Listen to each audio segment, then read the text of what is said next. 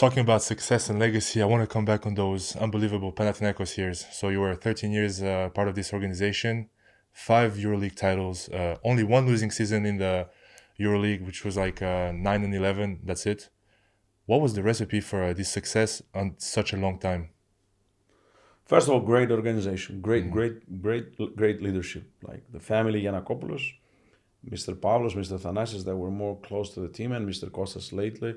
After that, they were always over there. Like they were first in their business. So if a successful entrepreneur, he is at 7 o'clock or 8 o'clock at his office and running the office, and then he has time to come and check the team and also invest in the team, then who I am not to invest on what they invest already and what they gave me. So that's a great example. So you lead by example, and this great two men, and they help so much Panathinaikos on investing, bringing the best names out there. We have worked with many great players worldwide, and 13 years is a long time. So it means something good was happening there. Yes. Did you feel it every day? You know how you feel it?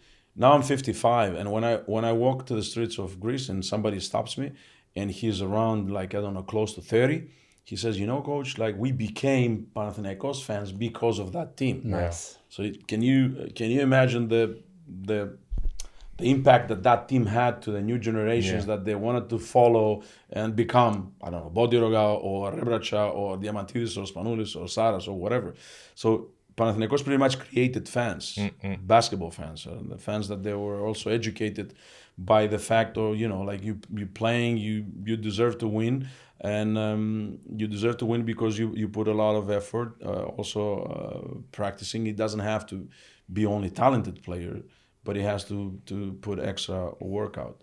You know, it's also interesting because throughout the 80s, the basketball has changed also the way that journalists are transforming the outcome of what basketball means, or who is the GOAT player, or who is the MVP, the most valuable player. Nick Gallis was a great scorer. Dražen Petrović late was a great scorer. Oscar Smith was a great scorer. Let's don't get me wrong. We need the scorers. At the end of the day, you play to score the ball. But then we had a period that, okay, you know, MVP can be also Papaloukas or Diamantidis, that they score 6 points, but they have 8 assists, 10 rebounds, and they have 10 deflections. And then, you know, they're always in defense. So pretty much it was not, you see in the papers on the 80s who scored 30, that's a good player.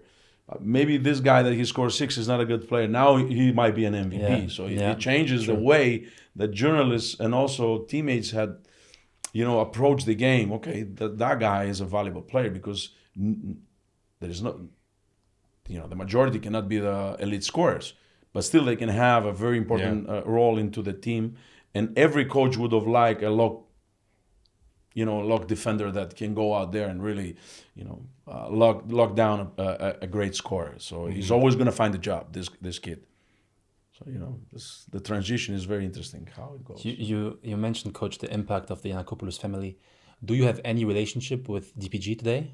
Of course, yes. I mean, you know, unfortunately, the three brothers had left this life, but as I said, their legacy is still live and will always remain live because their impact into Greek basketball in general, to the national team success, because they have brought so many great players, is there. And mother of Dimitris Giannakopoulos is also a very important figure.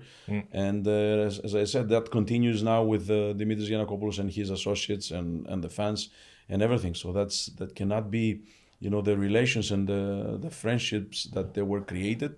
Obviously, it lasts for many years. It's important that you stay opponents for 40 minutes. Yes, I want my team to win, or I want to build the best possible team. But whatever is written out there with golden letters cannot be erased. That's something that stays, and it stays with a very great memory. So somebody can love you, somebody can hate you, but that's how the song, you know, there is one song, you can find it now on the internet. I think it's Pavarotti and Celine Dion, they sing, I love you, then I hate you, then I love you, then I hate you. Yeah. I know So what you want. it's a great performance. I mean, when you came in Panathinaikos, because we had DPG on the podcast, right? And when you came in, he was a young adult. I think he was Yes. like around 24, 25 years old.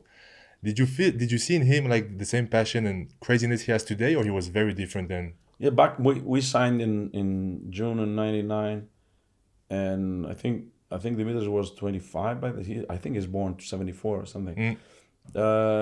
He was not that often at the gym. Okay. But then his involvement was throughout the opening the POW shops, all the merchandise that needs to be out there in order, because basketball team was, everybody was looking for Diamantidis jersey, or this jersey, or that trophy, or that replica, and Dimitris was the one that started that, having this passion of creating. So that's what I remember very, very vividly. It's there. I remember that we had the opener of one of the shops. So pretty much we have left the team when Dimitris took over back in 2012. Okay. And after that, it was, everybody chose a different direction, but he was involved, as I said, starting from all this to create a great brand out there, what means Panathinaikos in general. I heard that during practice at PAO, Zeljko would let you guide entire practice. Like you would be basically the head coach at many times, even during the games. Is this something that you translate and do the same now with your assistant coaches? Yes. We had, of course. I mean, there is no, if you don't give to your assistant coaches a responsibility or a floor to to develop their skills, and so why you have them? Just to keep some notes. You need to give them a floor, and I do give them the floor. A lot of times I might give to my assistant coach to draw a timeout, or to draw a possible action that the other opponent team is playing. A defense or something, or during the practice. We practicing that all the time. And as you said, in Panathinaikos, yes, I would have had this. So Zeljko would have said from the beginning, if Dimitris is talking, this is like I talk. So it's the same. So you got listen, shut up, and listen, and execute. So nice. That's pretty much how it happens. So I mean, I can't imagine that it can work differently. Yeah. It's easy for the head coach to take from the assistant coaches their the reputation or something, but it's at the same time it's easy to make him lift up in the eyes of everybody, because he is there as a coach. The fact that he's assistant coach doesn't mean that he's not a coach. Therefore, we started also with a union of coaches the letters are union of head coaches. Yes. But doesn't mean that the other coaches are not coaches. Yeah. They might be the future head coaches. So they're all coaches. They're doing an enormous important job behind the scenes in order to the team to succeed. I go back again to the team job, yes. The synergy. Obviously, the head coach will take the decisions. Obviously, he's a general, but he needs to have a great staff in order to